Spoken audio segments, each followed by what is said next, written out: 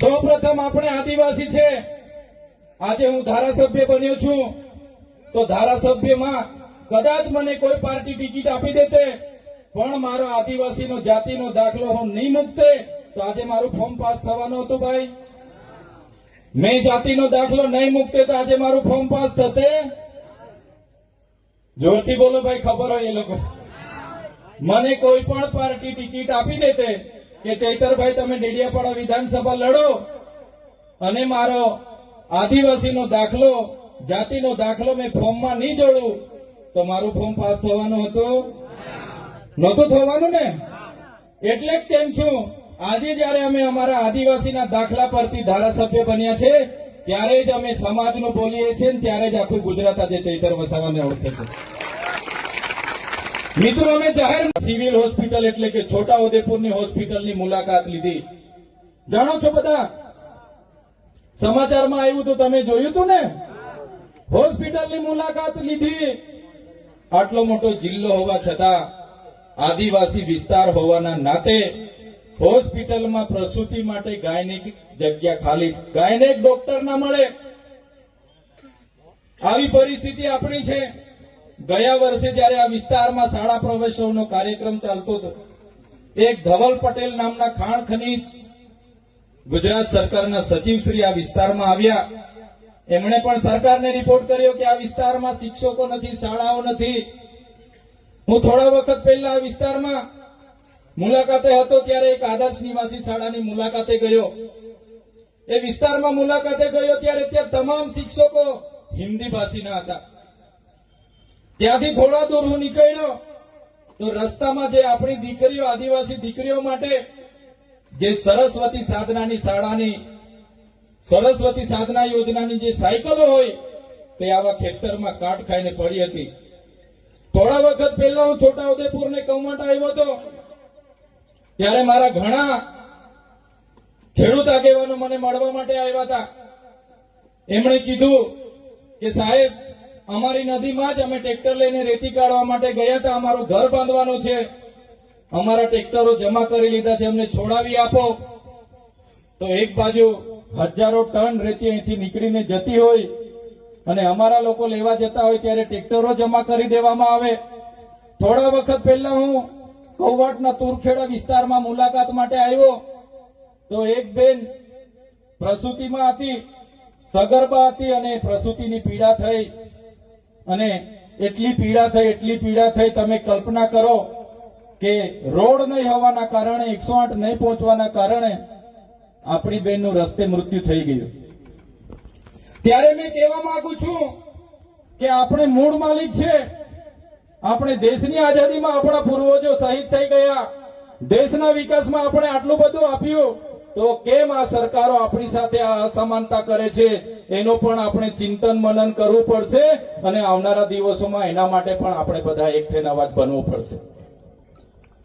આજે તમે બધા અલગ અલગ પાર્ટીઓમાં, અલગ અલગ ધર્મ સંપ્રદાયોમાં, અલગ અલગ સંગઠનોમાં આપણે બધા વેચાયેલા છે. આજે મોટા રાઠવા, નાના રાઠવા, ડામોર, ગામેઠી, બારિયા, વસાવા, ચૌધરી, ગામિત બધા આપણે એકબીજાને નજીક નથી આવતા, એકબીજા ભેગા નથી થતા. એટલા માટે જ આજે આદિવાસીઓનું રાજકીય ક્ષેત્રમાં કોઈ આપણું કોઈ સાંભળતું નથી. એટલા માટે જ અમે તમને કહેવા માંગીએ છીએ મિત્રો કે પાર્ટી, પક્ષ, સંગઠન કે નાતી જાતિ બધું સાઈડ પર મૂકીને આપણી આદિવાસી છે, આદિવાસી બચાવવા માટે આપણે બધાએ નીકળવું પડશે. તૈયાર છો બધા? સૌપ્રથમ આપણે આદિવાસી છે.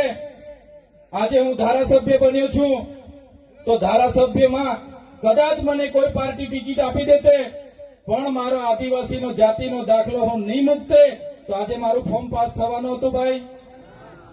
મેં જાતિનો દાખલો નહીં મૂકતે તો આજે મારું ફોર્મ પાસ થતે. જોરથી બોલો ભાઈ, ખબર હોય એ લોકો.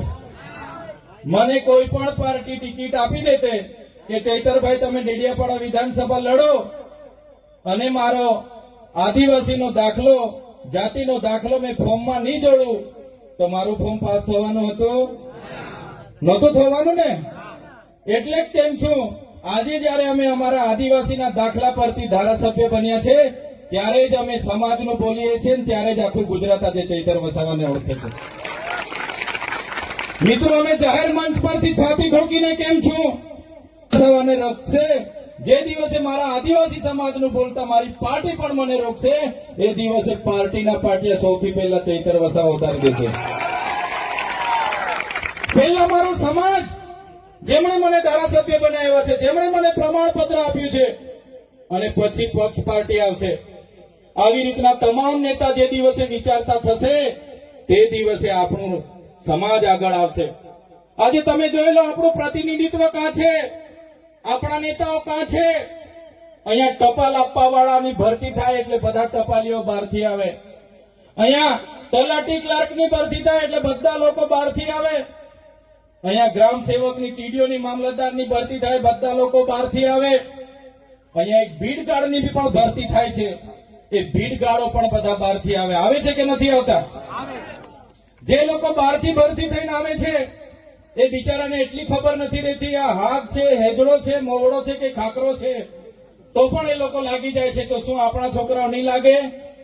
આપણા છોકરાઓ કાબિલ નથી છે, પણ કેમ નથી લાગતા? કેમ કે બધા જ નેતાગીરીમાં આપણા લોકોનું ઉપજતું નથી. એટલા માટે કેમ છો આપણે બધા એક થઈને આગળ આવવું પડશે, તે દિવસે આદિવાસી સમાજ એક થશે. મિત્રો, અહીં ઉપસ્થિત તમામ મારા યુવાન મિત્રોને પણ હું વિનંતી કરું છું, ભાઈ, તમારો આ ભણવાનો સમય છે, ભણો સાનામાના, બરાબર છે, ભણો, તમારું કેરિયર બનાવો, તમારી યુવા શક્તિનો, તમારો જોમ, જુસ્સો, સાહસનો ઉપયોગ તમારા કેરિયર બનાવવા માટે વાપરો. તમારા મમ્મી પપ્પાએ ખેતી મજૂરી કરી કરીને તમને ભણાવે છે. માત્ર હારા આઈફોનના મોબાઈલ લઈ માંગવાથી, હારી હારી ગાડીઓ લઈ માંગે છે અને જલસા કરે, પાર્ટીઓ કરે, બર્થડે ઉજવે અને આવી મોટી મોટી બેન્ડ પાર્ટી, ડીજે મંગાવે છે, આખી રાત નાચે તો પણ થાકે નહીં. કીધું ને આગળ ભાઈએ. મારા યુવાન મિત્રોને પણ વિનંતી કરું છું, કઈ વાંધો નહીં, નાચો પણ, રમો પણ, બધું જ જોઈએ છે, બધું જ કરો, પણ આ સમય તમારો ભણવાનો છે એટલે ભણવામાં ધ્યાન આપો, ભણવામાં ધ્યાન આપો. અને વડીલોને પણ મારી નમ્ર વિનંતી છે, છોકરાઓ આઈફોન લઈ માંગે એટલે તરત આઈફોન લાવી આપી દે છે. છોકરાઓ કેટીએમ R1 લઈ માંગે એટલે તરત લાવીને આપી દેવાની કે મારો છોકરો લઈ માંગે છે આપી દો. એટલા માટે છોકરાઓ પછી આપણા કંટ્રોલમાં નથી. ઘણા પાર્ટીઓ કરે, ઘણા બેન્ટોમાં જાય, ઘણા રેસ કરે, ઘણી પાર્ટીઓ કરે, હરીફાઈ કરે, ને કેટલાય તો 4 ધામના યાત્રા નીકળી જાય 15 દાડા પદયાત્રાઓમાં. તો યુવાનોને કેમ છું, તમારો સમય આજે ભણવાનો છે, પદયાત્રાનો નથી. તમે 4 ધામે જતા આવશો ત્યાં જોઈ લેજો બીજી કઈ જાતિના લોકો પદયાત્રામાં આવે છે. આપણા લોકો બધા 15-20 દાડે પદયાત્રામાં ફરો છો ભાઈ. એ સમય તમારો નથી, તમારે ભણવાનો છે. તો ભણો. અને ઘણા મારા સાથી મિત્રો સરકારી અધિકારીઓમાં પણ છે, એમને પણ વિનંતી કરું છું. હું અનેક રાજ્યોમાં ફરું છું. હું મહારાષ્ટ્ર હોય, મધ્યપ્રદેશ હોય, ગુજરાત હોય અને રાજસ્થાનમાં પણ હું જાઉં છું. તમે વિચાર કરો, રાજસ્થાનમાં આપણા જ આદિવાસીની એક કોમ્યુનિટી મીણા જાતિ છે. મીણા જાતિમાં એક વ્યક્તિ નોકરી લાગે એટલે એના ભાઈના છોકરા, એના બહેનના છોકરાઓને એ જવાબદારી લઈ લે છે. એના ભાઈના છોકરાની ફી પોતે ભરે, પોતાના રૂમ પર રાખે, ભણાવે છે. જ્યારે આપણામાંથી બધાને હું કહેતો નથી, કહેવાની વાત કડવી છે પણ ખોટું નહીં લગાડતા. જ્યારે આપણે, તમે હોય કે અમે હોય, આપણે નોકરી લાગી ગયા એટલે બેનના છોકરા શું કરે, ભાઈના છોકરા શું કરે, કાકાના પોયરા શું કરે, કોઈ આપણે ધ્યાન આપતા નથી. એટલા માટે જ રાઠવા હોય કે વસાવા હોય કે ચૌધરી હોય કે ગામિત હોય, આપણે મીણા કોમ્યુનિટી કરતા પાછળ છે. એટલા માટે જ હું કેમ છું, આપણા વિસ્તારમાં દારૂ, ડીજે અને દહેજ પર આપણે આવનારા દિવસોમાં લગામ લાવવું પડશે. એ જ આપણા સમાજની આવનારા દિવસોમાં આપણને પાછળ લઈ જવા માટેની કામ કરશે. અમે કેમ અમારે અલગ ભીલ પ્રદેશની માંગ કરવી પડી? દેશ જ્યારે 5, 10 કે 20 વર્ષ નહીં, પણ દેશની આઝાદીના 78 વર્ષ થઈ ગયા અને 78 વર્ષ પછી પણ આ વિસ્તારમાં શિક્ષકો ના હોય, આ વિસ્તારની શાળાઓ માટે આંદોલન કરવું પડે, રસ્તાઓ માટે આંદોલન કરવું પડે, પીવાના પાણી માટે આંદોલન કરવું પડે, સિંચાઈના પાણી માટે આંદોલન કરવું પડે, ત્યારે હવેના સમયમાં આપણે લડેંગે જીતેંગે જિંદાબાદ મુર્દાબાદ કરવાનું થતું નથી. જો આ સરકાર આદિવાસીઓની વિકાસ કરવા નહીં માંગશે તો આવનારા દિવસોમાં દેશનું 29મું રાજ્ય ભીલ પ્રદેશ અમે બનાવીને રહીશું. ભીલ પ્રદેશ બનાવીશું અમે, અને એની રાજધાની કેવડિયા રાખીશું. કેવડિયા અમે એટલા માટે રાખીશું કે કેવડિયામાં અમારું નર્મદાનું પાણી છે, ત્યાં અમારે વીજળી ઉત્પન્ન થાય છે, બાજુમાં છોટાઉદેપુરમાં રેતીની ખાણો છે, બાજુમાં લિગ્નાઇટની ખાણો છે, આંબા ડુંગરમાં યુરેનિયમની ખાણો છે. મહારાષ્ટ્રને પણ એટલું નજીક પડશે અને મધ્યપ્રદેશના જાંબુવાલી રાજપુરને પણ એટલું નજીક પડશે, રાજસ્થાનને પણ એટલું નજીક પડશે, અને ત્યાં આપણી જળ જંગલ જમીનો છે. ત્યારે તમે તૈયાર રહેજો, આવનારા દિવસોમાં દેશનું 29મું રાજ્ય ભીલ પ્રદેશ બનાવી